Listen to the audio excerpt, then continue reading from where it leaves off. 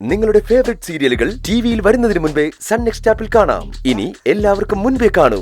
ഇപ്പോൾ തന്നെ sun next app download ചെയ്ത് സബ്സ്ക്രൈബ് ചെയ്യൂ.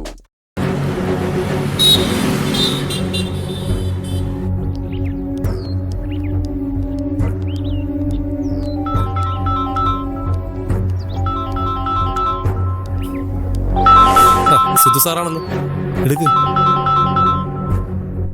ആ പറ സാറേ. തിരക്കിലാണോ പരുന്തേ? സാറ് പറ സാറേ. എന്ത് തിരക്കുണ്ടെങ്കിലും അതൊക്കെ മാറ്റിവെച്ച് സാറ് പറയുന്ന കാര്യം ചെയ്തിരിക്കും. ആ പരുന്ത് എനിക്ക് വേണ്ടി ഒരു ഉപകാരം ചെയ്യണം. എൻ്റെ വീടറിയാലോ? അറിയാം സാറേ. അവിടെ വരെ ഒന്ന് ചെല്ലണം. എന്നിട്ട് ആ ഗേറ്റിന് പുതിയൊരു താഴിട്ട് പൂട്ടണം. താക്കോൽ നിങ്ങളുടെ കൈ തന്നെ വെച്ചാൽ മതി. ഞാൻ നാളെ എത്തൂ. വരുമ്പോൾ ഞാൻ വാങ്ങിക്കോളാം. ശരി സാർ. ചിലപ്പോ ആ ഗേറ്റ് വേറൊരു താഴിട്ട് പൂട്ടിയിട്ടുണ്ടാവും. അത് കാര്യമൊക്കൊന്നും വേണ്ട. ഞാൻ പറഞ്ഞത് ചെയ്യണം. ശരി സാർ. ആ പിന്നെ ആ ഗേറ്റ് വേറൊരു താഴിട്ട് പൂട്ടിന്ന് പറഞ്ഞില്ലേ? ആ താഴ് അങ്ങ് അഴിച്ചു കളയണം. ചെയ്യാം സാർ. ആ എന്നാ നമുക്ക് നാളെ കാണാം. ശരി സാർ. ഇന്ന് തന്നെ ചെയ്യില്ലേ? ചെയ്യാം സാറേ. Okay okay okay sir.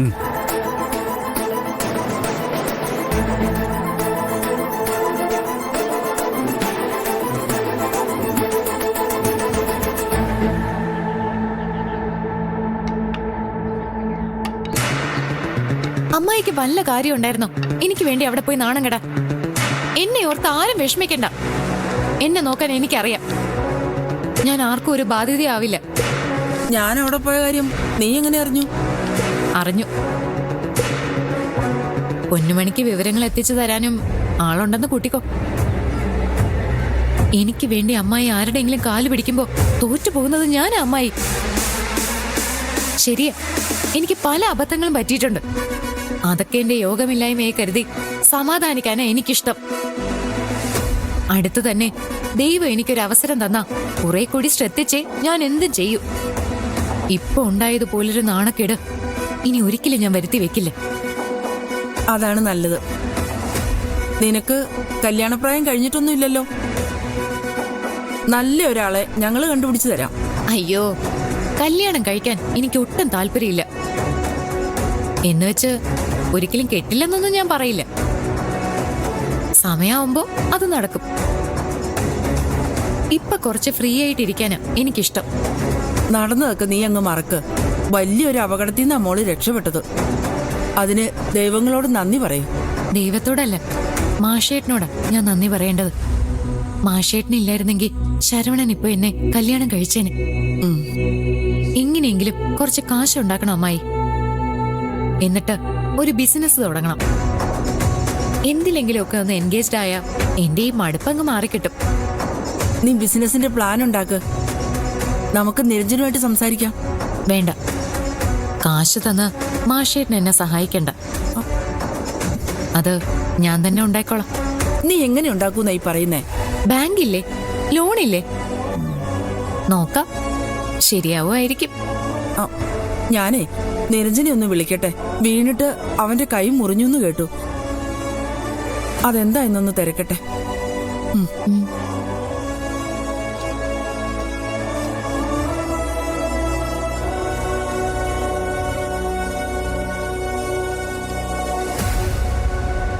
അങ്ങനെ അവളെ അവിടുന്ന് ഇറക്കി വിട്ടു അല്ലേ? മതി, പെണ്ണായ ഇങ്ങനെ വേണം. എനിക്ക് ആ ഇറങ്ങിപ്പോക്ക് കാണാൻ പറ്റിയില്ലല്ലോ, അതാ സങ്കടം. പോയിന്ന് വെച്ച് അവർ വരാതിരിക്കുന്നില്ല. തിരിച്ചു വരാനാ സാധ്യത. അങ്ങനെ വന്നാ ഇറങ്ങേണ്ടി വരുന്നത് ഇവളായിരിക്കും. എന്ത് മണ്ടത്തര വിഷ്ണു പറയുന്നത്? ഞാൻ അവിടുന്ന് എന്തിനിറങ്ങണം? നിന്നെ ഇനി അവിടെ താമസിപ്പിക്കാൻ അവർക്ക് താല്പര്യം ഉണ്ടാവും. പിന്നെന്ത് ചെയ്യും? ആ വീടിരിക്കുന്ന സിദ്ധുവിന്റെ അച്ഛന്റെ പേരില്ല. എല്ലാവരോടും ഇറങ്ങിപ്പോൻ അയാൾ പറയുകയും ചെയ്യും. അപ്പൊ സിദ്ധു ഇറങ്ങും. പിന്നെ അവിടെ കടിച്ചു തൂങ്ങി കിടക്കാൻ നിനക്ക് പറ്റില്ല. അല്ല, എന്തോ ഒരു നിയമം ഉണ്ടല്ലോ സ്ത്രീകളെ സംരക്ഷിക്കാൻ. ഗാർഹിക പീഡന നിരോധന നിയമം. ആ അതെ, ആ നിയമം വെച്ച് നമ്മൾ ഫൈറ്റ് ചെയ്യും. ഈ വീട് അച്ഛന്റെ പേരിലായോണ്ട് ആ നിയമം വെച്ച് നമുക്ക് ഫൈറ്റ് ചെയ്യാൻ പറ്റുമെന്ന് എനിക്ക് സംശയമുണ്ട്. അതെന്തെങ്കിലും ആവട്ടെ, വരുന്നത് വരുന്നിടത്ത് വെച്ച് കാണാം. അതെ, എന്റെ ബുദ്ധി എങ്ങനെയുണ്ടെന്ന് പറ. മനഃപൂർവ്വം തന്നെയാ ഞാൻ വിഷ്ണുവിനെ അവിടെ വിളിച്ച് കയറ്റിയത്. അതെത്തിരി കടന്ന കൈ ആയിപ്പോയില്ലേ? ഒരു വീട്ടുകാരും അതൊന്നും സഹിക്കില്ല. സഹിക്കരുത്. ദേവികയോടൊപ്പം സിദ്ധുവിന് കറങ്ങി നടക്കാമെങ്കിൽ എനിക്കും ഇതാവാം. ഒരു സംശയം ചോദിച്ചോട്ടെ, വെറും ഫ്രണ്ട്ഷിപ്പ് അല്ല നിങ്ങൾ തമ്മിൽ, അതിലപ്പുറം എന്തോ ഉണ്ട്, ശരിയല്ലേ? എന്താ തങ്കച്ചി അങ്ങനെ പറഞ്ഞ? എത്ര വലിയ ഫ്രണ്ട്ഷിപ്പ് ആണെങ്കിലും ഒരു പെണ്ണും ഇങ്ങനെയൊന്നും ചെയ്യാൻ ധൈര്യം കാണിക്കില്ല. കാണിച്ചിട്ടുണ്ടെങ്കിൽ ആ ബന്ധം മറ്റെന്തോ ആണ്. എന്ത്? അതെനിക്കെങ്ങനെ അറിയാം? തങ്കച്ചി വെറുതെ എഴുതാപ്പുറമൊന്നും വായിക്കണ്ട. ഞങ്ങൾ തമ്മിൽ ഫ്രണ്ട്ഷിപ്പ് തന്നെയാ. പ്രേമേച്ചി അവിടെ നിന്ന് ഒഴിഞ്ഞു പോയാ വലങ്കൈ നഷ്ടപ്പെട്ടവനെ പോലെ ആവും സിദ്ധു. അങ്ങനെ വികലാംഗനാവുന്ന സിദ്ധുവിനെയാ എനിക്ക് വേണ്ടത്. മിരിക്കെടുക്കാൻ അതാ എളുപ്പം. ആദ്യം അവരെന്ത് ചെയ്യുന്നു നോക്കാം, എന്നിട്ട് മനക്കോട്ട കെട്ടിയാൽ മതി. Every action there is an equal and opposite action എന്നല്ല, അത് മറക്കണ്ട.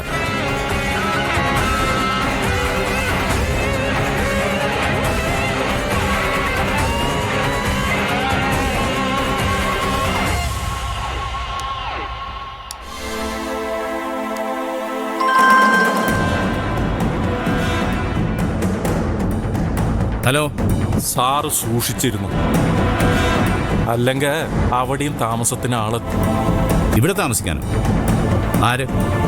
ആ സിദ്ധാർത്ഥം വക്കീലിന്റെ ചേച്ചി ഇപ്പം താമസിക്കുന്ന എവിടെയെന്നറിയോ? ആ ദേവികയുടെ വീട്ടിൽ. ചേച്ചി മാത്രല്ലല്ലോ, ഇനിയുണ്ടല്ലോ അംഗങ്ങൾ. സ്നേഹം തലയ്ക്ക് പിടിച്ച് നിൽക്കുന്ന പലരുണ്ട് സാറിന്റെ വീട്ടിൽ. അവരെയൊക്കെ അങ്ങോട്ട് വിളിച്ചു കൊണ്ടുവരരുതെന്ന് പറയണം. ഇങ്ങോട്ടൊന്നും ആരും വരാൻ പോകുന്നില്ല സ്വാമി. അതൊക്കെ തടയാൻ എനിക്കറിയാം. ശരി സാർ.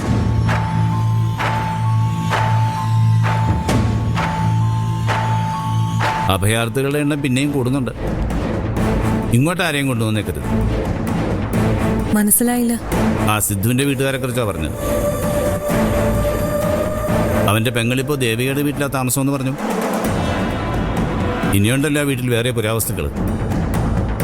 അതിനെയൊന്നും ഇങ്ങോട്ട് വിളിച്ചോണ്ട് വന്നേക്കരുത്. ഡാഡിക്ക് എങ്ങനെ ഇങ്ങനെയൊക്കെ സംസാരിക്കാൻ പറ്റുന്നേ? തങ്കച്ചി വന്ന് വീട് കയ്യേറിയപ്പോ ഉടുതുണിക്കും മറുതുണി ഇല്ലാതെ ഇറങ്ങേണ്ട ഒരു അവസ്ഥ വന്നിരുന്നു ഡാഡിക്കും. അന്ന് ഇരു കൈ നീട്ടി സ്വീകരിക്കാൻ തയ്യാറായവനാ സിദ്ധാർത്ഥ വക്കീല്. സിദ്ധു ഇല്ലായിരുന്നെങ്കിൽ ഈ വീട് തിരിച്ചു കിട്ടുമായിരുന്നു എന്ന് കരുതുന്നുണ്ടോ ഡാഡി? പഴയതൊന്നും മറക്കരുത് ഡാഡി, ദൈവം പോലും പൊറുക്കില്ല. ഒരു വക്കീൽ എന്നെ സഹായിച്ചു എന്ന് വെച്ച് എനിക്ക് അയാളെ ഈ വീട്ടിൽ കൊണ്ട് താമസിക്കാൻ പറ്റുമോ? എന്നാരും പറഞ്ഞില്ലല്ലോ. ഞങ്ങൾ ആരും ആരെയും ഇങ്ങോട്ട് കൊണ്ടുവരാനൊന്നും പോകുന്നില്ല. എന്തിനാ വെറുതെ ആവശ്യമില്ലാത്ത കാര്യങ്ങളൊക്കെ സംസാരിക്കുന്നേ? ആരെയും വിശ്വസിക്കാൻ പറ്റില്ല.